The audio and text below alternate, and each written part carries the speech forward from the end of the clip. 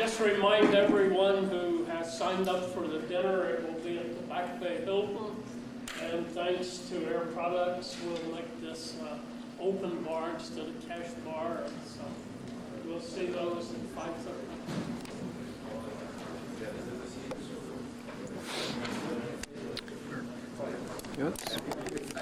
And he's just making the entry so that we can start.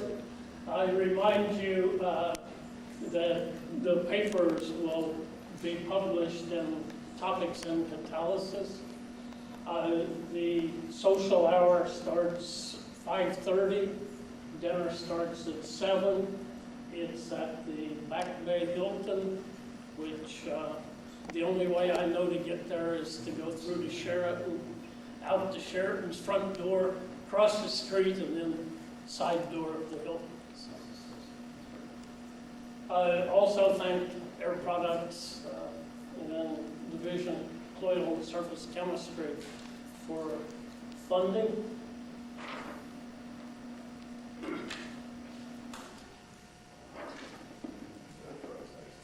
And I also, you should mention that Irving Winder is co-organizer, but his wife died recently. This weekend, his children were coming and they were closing up the house and moving Irving to an apartment. And so this was a trying time. He was not able to be here this week. So that's the reason that he isn't presiding. The first presentation is sulfur removal with hydrogen from nickel, given by Dr. Capitano.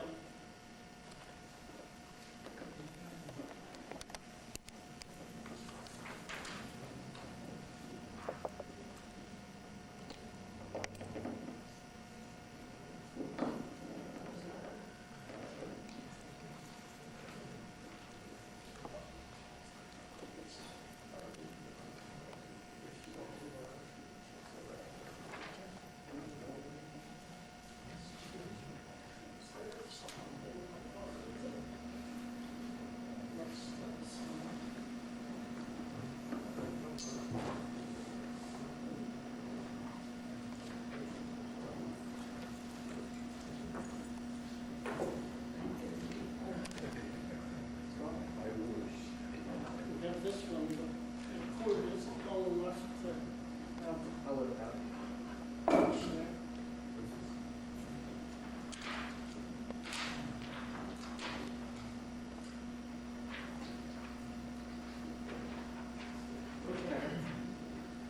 Good afternoon. I hope everybody had a good lunch and everything is ready to talk a little bit about some chemistry. My name is Adam Capitano. I'm a student of John Gland at the University of Michigan. And I'm going to talk a little bit with you about sulfur removal with gas phase atomic hydrogen on a nickel 100 surface. So first off, what I'd like to do is tell you a little bit about how the talk is going to be organized. And, thank you. So first I'll tell you a little bit about why we're doing the research and why we think it matters to you and the world at large. Then I'll go over some experimental techniques, exactly how we form these hydrogen atoms, and also some UHV techniques, a brief introduction in case anybody in the audience is not familiar, this being an ACS with a meeting with a broad audience.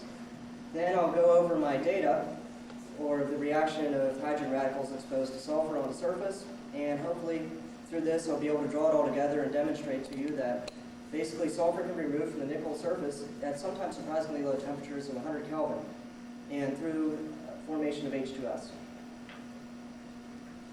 So first and foremost, let me talk to you a little bit about the big why.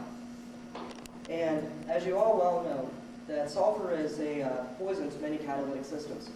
In fact, for nickel, in a lot of the literature I've read, it's so bad that they say the best thing to do about it is not let it hit your catalyst in the first place. But if it does get there, it needs to be removed somehow. And the methods are not always very good or well understood for doing this. And so anything that can be done to elucidate the mechanisms can somewhat be helpful to catalytic systems. So that's the primary reason we're doing this.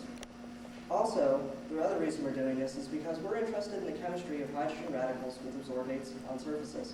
It's been an area of increasing interest in the literature. There have been many articles about it, and we'd like to expand just the general knowledge of what can be done with these.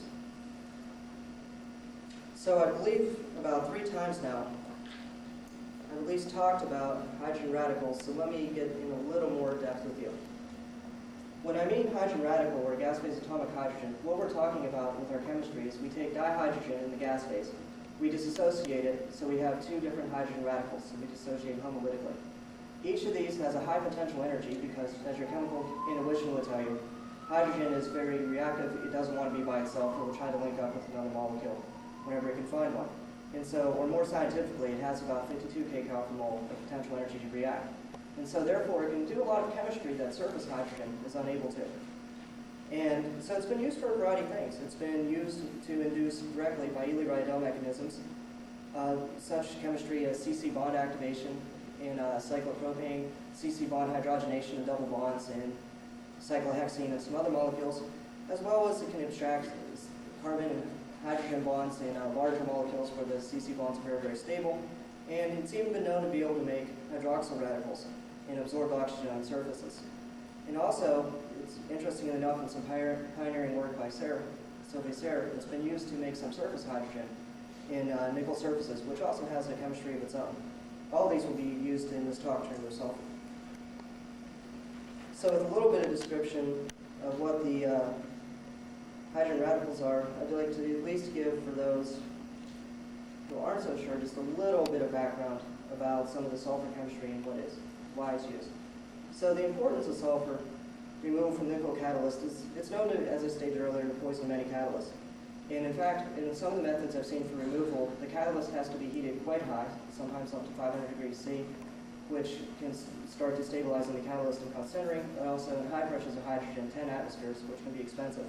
In doing so, you have absorbed sulfur with hydrogen, generally just being removed by H2S. But this process, at least in some of the sources I've read, is only so good, as illustrated by this data here, which just shows an axial plot of sulfur content in the catalyst after long exposure to hydrogen at high temperatures, and shows that there's still relatively high concentration, even especially at the surface of sulfur after the process. So if we can find better ways to remove it, or something about the mechanism that could be helpful. So from that, we can talk about the chemistry of sulfur on the nickel surface, or what's known from UHV studies.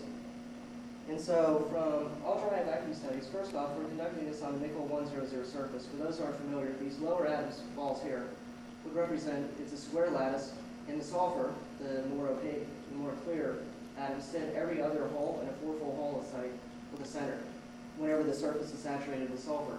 This is a C2x2 structure, and it gives a coverage of about a half monolayer of sulfur on the surface. So in order to find that, or how we make sulfur on the surface, is we saturate the surface, get this right, by with H2S. And plus, since we're talking about the chemistry of H2S on the surface, I thought I'd take a moment to describe it to you. And basically, what you need to know about H2S on the nickel 100 surface is whenever it hits it, at least at low concentrations, it will disproportionate to form sulfur and surface hydrogen. And basically, if you increase the coverage of sulfur, you can block active sites, and some of this, the hydrogen sulfide will stay together and can be desorbed from the surface at higher temperatures. So here we'd be able to get a multi-layer type desorption, and at higher temperatures we'll be able to get stuff that's bonded directly to the nickel surface. And depending, there is some evidence that by REALS, which is basically the surface equivalent of IR, a vibrational spectroscopy, that sulfhydryl is one of the species on the surface and decomposes in this temperature range as you heat it. Okay, so enough of background. So here, I have a very simplified image of basically our ultra-high vacuum chamber in which this work was done. And so what we loosely call the Ann Arbor surface science chamber. So on this chamber, we basically have a number of instruments, but the more important ones I highlighted here. We have a mass spec for detecting products. We have an Auger electron spectrometer for determining surface concentrations. We have a sample mount, which is rotatable by 360 degrees. It allows heating and cooling from 100 Kelvin all the way up to 1,000 Kelvin. And we have a gas phase atomic hydrogen source and some dosers are the main features of this chamber. Pretty much just shown here to give you an idea of the geometries that we have to deal with. And so with these devices, we can use a number of techniques. And just very briefly, the major workhorse we have is TPRS, or temperature programmed reaction spectroscopy. And we have a sample of what a TPRS spectrum looks like here with hydrogen. And so what that is we use the mass spec to detect desorbent products. In our case, we can detect up to 10 different masses at various sensitivities while we linearly ramp the temperature. In doing so, we can get an idea of what products are made on the surface, we can get some kinetic type data, and we'll be able to tell sometimes things about reaction mechanism depending on carefully designed experiments. Here we have an example of what just hydrogen, one of the products though we'll be dealing with, looks like upon the nickel 100 surface. And it's basically just one peak towards about 300 Kelvin from the surface, just to give you an idea of what a TPRS spectrum looks like. And also quickly, the next technique we have, this is an example of an Auger spectrum, which we use to determine sulfur concentration after the experiments are done.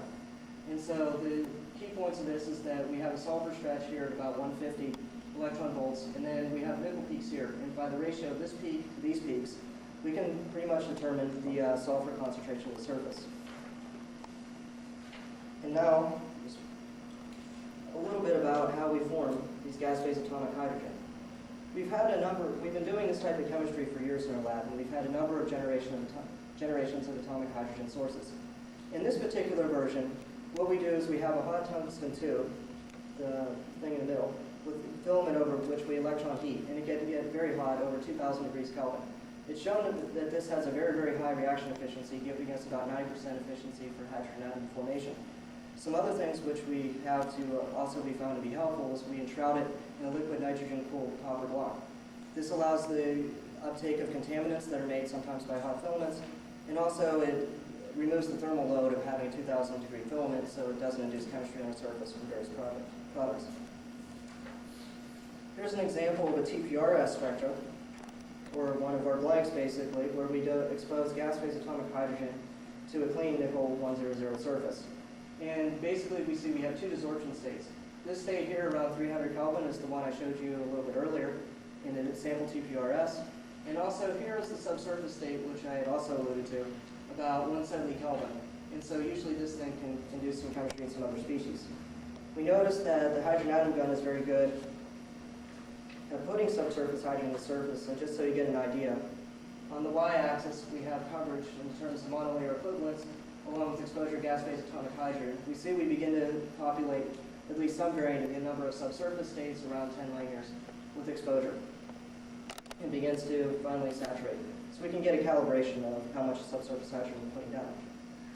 So with all that said and done, the very first thing I'd like to show you is some evidence that indeed we're making hydrogen sulfide with gas-phase atomic hydrogen exposure. And so what these plots are is we exposed gas-phase atomic hydrogen to a saturated nickel 100 surface. And what we see is that right here, we turn the hydrogen atom gun on, and basically we see the beginning evolution of H2S from the surface. At the end, this is basically where we turn it off, and we see it go away. So while exposure of gas-phase atomic hydrogen is going on, we form H2S. Now, a somewhat interesting thing happens, in which as the amount of initial exposure of coverage of sulfur on the surface decreases, the amount of H2S formation that we see also decreases. And this is pretty much our first bit of evidence that, as we discussed earlier, you need to have a certain amount of sulfur on the surface to stabilize H2S, or else it will redecompose. This will be important for some intermediates. From this, at the end of the experiment, providing further evidence that we're removing sulfur, and all these experiments, I must add, right up to this point, have been done at 100 Kelvin, so that's kind of interesting in itself. But anyways, the sulfur removal can be monitored by Auger by the end of the experiment as a function of hydrogen atom exposure. And so we can see that with hydrogen atom exposure, that we can remove sulfur from the surface. If we do this for just hydrogen in the gas phase or hydrogen co-absorbed, basically no sulfur is removed. So from this we can show that gas-phase atomic hydrogen is indeed causing chemistry. From that plot, and also doing some mathematics, we can fit it to various kinetic parameters, such as first, second order, try to get some idea. And we found that we have a very, very linear fit to basically first order kinetic plot from the data.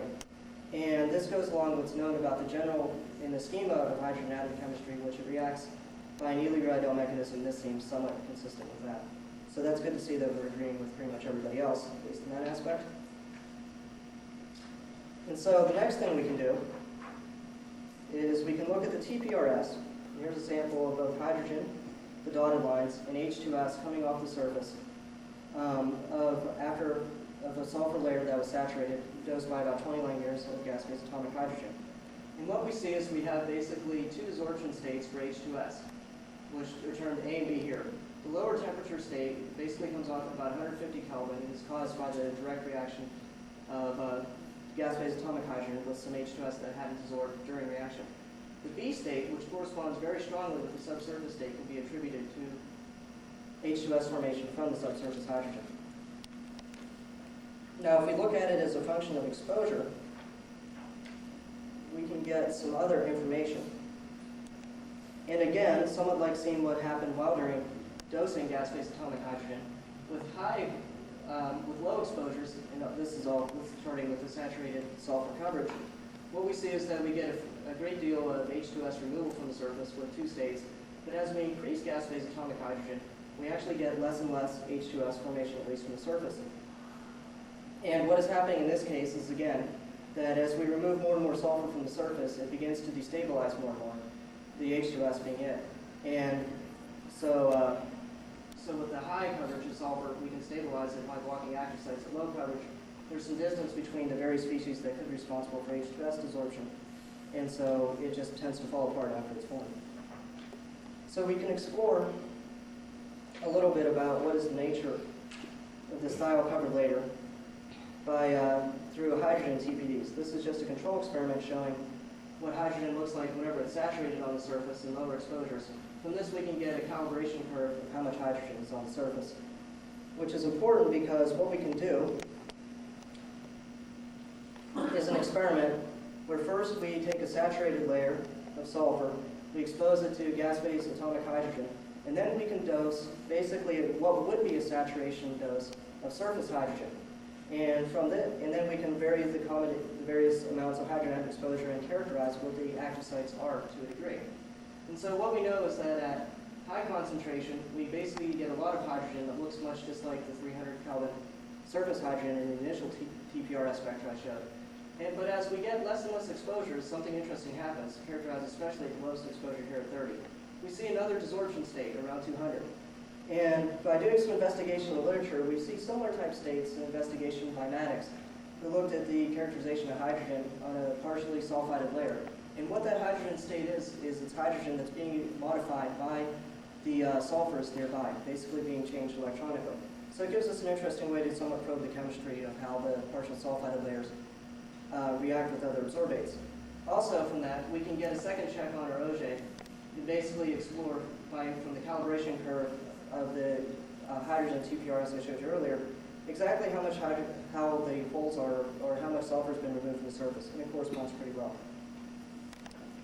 To explain, in case it wasn't clear, just a little more about the two hydrogen states that occur. So, for example, say for the lowest exposure gas phase atomic hydrogen, we have basically two types of hydrogen. One just acts like hydrogen on a long plane on the 100 surface, and it's not modified by sulfur. But if it's near to somewhat sulfur vacancies, we get another state that absorbs at 220. It's kind of an interesting way to compare it. So we can do one last thing to try to pin down the mechanism, which we're talking a little bit right now, which is coverage dependent. But we can also look to see what happens as a function of sample temperature. And what we could see is that at low sample temperature, this being sample temperature here, this being basically the temperature ramp in the TPRS, this being product intensity, we can see that at low sample temperature, we get a substantial amount of H2S formation. As we increase the sample temperature, basically the amount of H2S formed becomes less and less until nothing is formed, and somewhat this intensity of the peak shift. And so that allows us to say what happens. And so, to a degree, or we can ask that question. And what we do know from previous studies is that sulfhydryl, a possible intermediate, is stable basically up until this range here, and then it becomes less and less stable, so the moment sulfhydryl, say, would be formed, it would decompose, making it very difficult to make H2S. And so as we get up way past the temperature where sulfhydryl will be stable, we get no H2S, and as it gets lower, where it's very stable, we get H2S formation. So from this, we can try to draw some mechanistic conclusions by tying this all together. And so what we can say about the chemistry of gas phase atomic hydrogen with sulfur on the surface is for high sulfur, high initial coverages, we bring in gas phase atomic hydrogen, and basically, while we're dosing, we get H2S removal from the surface coming off as monitored by the mass spec. We get what we think is pretty much the formation of sulfhydryl on the surface, along with surface hydrogen, subsurface hydrogen, and surface sulfur. As we heat up, we get an initial state which results either from the disproportionation of sulfhydryl or the addition of surface hydrogen, we're really not sure which yet, to form basically H2S in a second state, which we labeled A in the TPRS I showed you. As then temperature, this leaves the surface basically with sulfur and hydrogen and subsurface hydrogen. As that surface is increasing temperature, the subsurface hydrogen comes up, it can react with the surface sulfur, probably making sulfhydryl again, or a case much like this, and then that can quickly evolve H2S, leaving sulfur and hydrogen. At low, we have very similar chemistry, except there's some gaps in the sulfur layer. And so some of the sulfhydryl will be stabilized by blocking active sites of sulfur. Other bits of the sulfhydryl will not be. And so these can go up with chemistry much like this. But if you just have sulfhydryl, it will disproportionate to form surface hydrogen and sulfur with removal of it, just H2S from this. So what would I like you to take home from all this?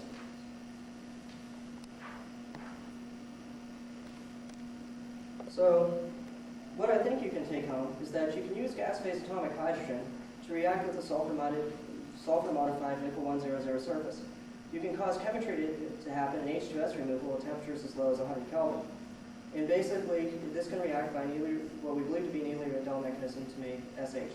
We also believe that subsurface hydrogen can also form H2S, and those are pretty much the major things. So finally, I'd like to acknowledge a few people. Albert Wilson is our machinist who has brought us through 4 or 5 generations of hydrogen atom guns, which have all been steadily improving, so I'd like to thank him. Sean Kane is a surface chemist in our lab who is currently at JPL, who did thiochemistry and introduced me to some of the workings of them. And of course, we'd like to thank the Department of Energy for funding this nice research. Any questions?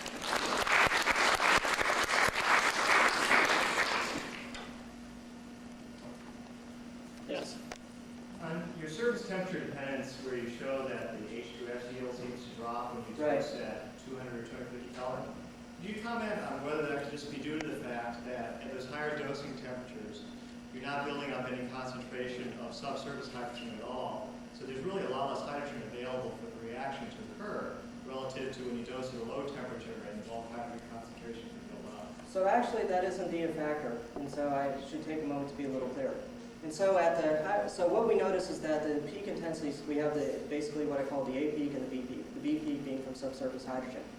And basically, subsurface hydrogen is stable actually even longer than just sulfhydryl itself. And so whenever we do blank experiments where we have just the nickel surface, we heat it up and we try to embed subsurface hydrogen, I think up to about, if memory serves, about 200 degrees Kelvin or so, I can still embed subsurface hydrogen to a fair degree. And so if you notice in those spectra a little bit, if I can find it, that the B peak still stays relatively intense and becomes increasingly more dominant as surface temperature increases. And so it's pretty much exactly what you're saying. The A state, which is just by direct addition, the sulfhydryl destabilizes right away, but the subsurface hydrogen, although it is decreasing also at temperature because we're getting less subsurface hydrogen, as you commented, but there still is some in the bulk conforming chemistry, so it becomes more important. I hope that answers the question. Can you tell me how your mechanism can explain why your kinetics, according to what you said, fits within a ideal mechanism? Otherwise, H should be absorbed. And when I look to your kinetic data, it seems that you have a curvature, which means that you have effectively the contribution of some adsorbed species to the solid. So let me see if I'm understanding. You're saying why is our kinetic data, why we think it's Neely-Riddell first order kinetics, and you believe that there's a... You shouldn't add your mechanism involved in the group. So I think I understand, but to answer your question as best as I do, the rate determining step in the reaction we believe is probably sulfhydryl formation. And so that basically is the slow step, and that corresponds to the Ely-Randell mechanisms, then the second addition is very, very fast in most gas-phase atomic hydrogen chemistry right now. Does that answer your question? Okay.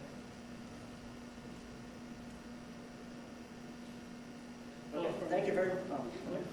Have you looked at compounds such as thiamines as opposed to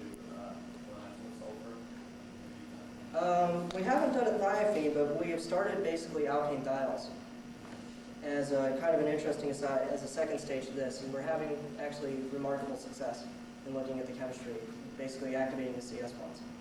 And so thiophene would be hard to predict.